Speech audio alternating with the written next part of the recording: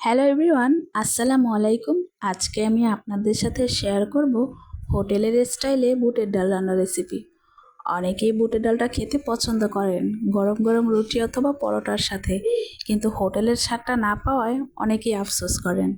So আজকে আমি আপনাদেরকে হোটেলের স্টাইলেই এই রান্নাটা করে দেখাবো।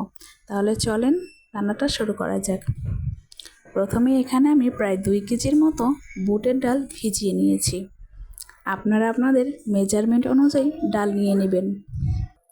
এই ডালটাকে আমি প্রায় 6 থেকে 7 ঘন্টার মতো ভিজিয়ে রাখবো। আপনারা চাইলে সারা রাতও ভিজিয়ে রাখতে পারেন। দেখেন 6 থেকে 7 ঘন্টা পর আমার ডালটা কতটা ফুলে উঠেছে। এটা প্রায় আপনি হাতে যখন চাপ দিবেন ভেঙে গেলে বুঝতে পারবেন যে আপনার ডালটা কতটা ভিজেছে। এবার আমি চলে যাব রান্নার প্রসেসে। আমি চুলায় একটি বড় হাঁড়ি বসিয়ে দিয়েছি। যেহেতু আমার ডালটা অনেক বেশি, এজন্য আমাকে একটু বড় হাঁড়িতেই রান্না করতে হবে। এরপর আমি এর মধ্যে দিয়ে দিব পরিমাণ মতো তেল। তেলটা যখন গরম হয়ে যাবে তখন আমি এর মধ্যে দিয়ে দিব পেঁয়াজ কুচি। এরপর আমি এর মধ্যে দিয়ে দিব কাঁচামরিচ কুচি। এরপর আমি সুন্দর করে এই দুটোকে নাড়াচাড়া করতে থাকবো। একটা কথা খেয়াল রাখবেন, আমি কিন্তু এখানে কোনো প্রকার ডালটাকে সেদ্ধ করে নিইনি, কারণ ডালটা যদি আমি সেদ্ধ করে নিতাম তাহলে কিন্তু আমি সুন্দর করে কষাতে পারতাম না এবং কষানোর সময় আমার ডালটা ভেঙে যেত। এই ক্ষেত্রে আমি যদি ডালটাকে সুন্দর করে সেদ্ধ করে নিতাম তাহলে কিন্তু ডাল থেকে সম্পূর্ণ পানিটা আমাকে ফেলে দিতে হতো। এতে করে কিন্তু ডালের পুষ্টিগুণ মোটেও থাকতো না এবং হোটেলের স্টাইলে যে রান্নার স্বাদ সেটাও পেতাম না। যখন আমার পেঁয়াজটা লাল হয়ে আসবে তখন আমি এর মধ্যে সম্পূর্ণ ডালগুলো ঢেলে দিব। দেখেন আমি সম্পূর্ণ ডালগুলো কিন্তু ঢেলে দিচ্ছি। আপনারা হয়তো খেয়াল করেছেন ডালটা কিন্তু আমি সেদ্ধ করিনি, সেই ভিজানো ডালটাই আমি সুন্দর করে ধুয়ে এই রান্না করা পেঁয়াজে ছেড়ে দিয়েছি। এরপর আমি এর মধ্যে মশলাগুলোকে একে একে অ্যাড করে নিব। প্রথমে আমি এর মধ্যে দিয়ে দিব শুকনো মরিচের গুঁড়ো। আমি প্রায় 3 থেকে 4 টেবিল চামচের মতো শুকনো মরিচের গুঁড়ো দিয়ে দিচ্ছি। আপনারা যতটুকু ঝাল খান ততটুকু বুঝেই দিয়ে দিবেন। এরপর আমি এর মধ্যে প্রায় 2 থেকে 3 টেবিল চামচের মতো দিয়ে দিচ্ছি হলুদের গুঁড়ো। এরপর দিয়ে দিচ্ছি প্রায় 4 টেবিল চামচের মতো পাঁচফোড়ন। এটা কিন্তু ভাঙানো না, এটা কিন্তু আস্ত পাঁচফোড়ন।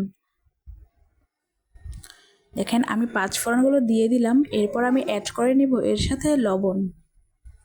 আপনারা কিন্তু আপনাদের মেজারমেন্ট অনুযায়ী লবণটা দিয়ে নেবেন। আসলে লবণের কোনো পরিমাপ হয় না, এটা জাস্ট টেস্টের উপর নির্ভর করে আপনি কতটুকু দিবেন আর কতটুকু দিবেন না। এরপর আমি প্রায় 6 থেকে 7টার মতো এলাচ অ্যাড করে দিয়েছি এর মধ্যে দারুচিনি এবং কয়েক টুকরো তেজপাতা এর মধ্যে দিয়ে দিয়েছি আদা রসুন বাটা। আর এখানে আমি দিয়ে দিয়েছি জিরার গুঁড়ো। এখানে আমি জিরাটা পেস্ট করে দেইনি। এরপর সামান্য পানি অ্যাড করে এটাকে আমি হালকা নাড়াচাড়া দিয়ে ঢেকে রাখবো প্রায় 15 থেকে 20 মিনিটের জন্য। এই ক্ষেত্রে কিন্তু আমি যদি ডালটাকে কয়েকবারও কষাই আমার একটা ডালও কিন্তু ভেঙে যাবে না, কিন্তু আমার ডালগুলো আস্তই থাকবে এবং ঝোলটাও আমার ঘনই থাকবে। দেখেন 15 থেকে প্রায় 20 মিনিট পর এসে আমি ডালটাকে নাড়াচাড়া দিয়ে নিব। আপনারা কিন্তু একটু পরপর নাড়াচাড়া দিতেই থাকবেন যাতে ডালটা নিচে পুড়ে না যায়। আর ডালটা যদি একবার নিচে পুড়ে যায় আপনারা কিন্তু সম্পূর্ণ ডালের টেস্টটাই হারিয়ে ফেলবেন। এখন আমি একবারে শুকিয়ে যাওয়া পর্যন্ত অপেক্ষা করব কিছুক্ষণ। আমি ডালটাকে আবারও ঢেকে রেখে দিব কিছুক্ষণের জন্য। আপনারা কিন্তু সুন্দর করে ডালটাকে কষাতে থাকবেন, যত কষাবেন ততই কিন্তু মজা আসবে, ডালটার টেস্ট বেড়ে যাবে। এরপর আমি আবার ঢাকনা দিয়ে ঢেকে রেখেছি। দেখেন কিছুক্ষণ পরে এসে আমি দেখলাম আমার ডালটা একেবারে শুকিয়ে গেছে। এরপর কিন্তু আমি এর মধ্যে আবারও পানি অ্যাড করব। ডালটা সুন্দর করে নাড়াচাড়া দিয়ে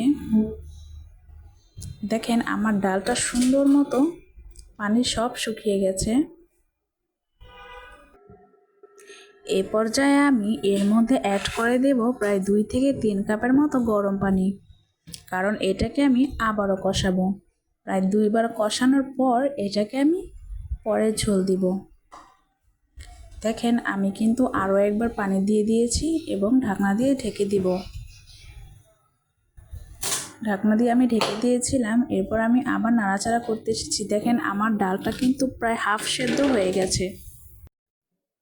এখন আমি এর মধ্যে অ্যাড করে দিব বেশি পরিমাণ পানি। যেহেতু আমাকে এখন বেশি পরিমাণ পানি অ্যাড করতে হবে, সেহেতু আমাকে হাঁড়িটা চেঞ্জ করে নিতে হবে। দেখেন আমি একটা বড় হাঁড়ি নিয়ে নিয়েছি, কারণ এটার মধ্যে এখন অনেকটা পানি অ্যাড করতে হবে। যেহেতু ছোট কড়াইয়ের মধ্যে হতো না, আমি একটা বড় হাঁড়িতে নিয়ে নিয়েছি। এরপর আমি এর মধ্যে অ্যাড করে দিব বেশ খানিকটা পানি। যতটুকু পানি দিলে আপনার ডালটা সুন্দর মতো সেদ্ধ হবে এবং ডালটা মাখো মাখো হবে। আমি এখন সুন্দর করে নাড়াচাড়া দিয়ে এটাকে ঢেকে রাখবো এবং একটু পর পর এসে দেখব ডালটা আমার কতটুকু হয়েছে। আমি ঢাকনা দিয়ে দিলাম। প্রায় 10 থেকে 15 মিনিট পর এসে আমি এটাকে নাড়াচাড়া করে নেব।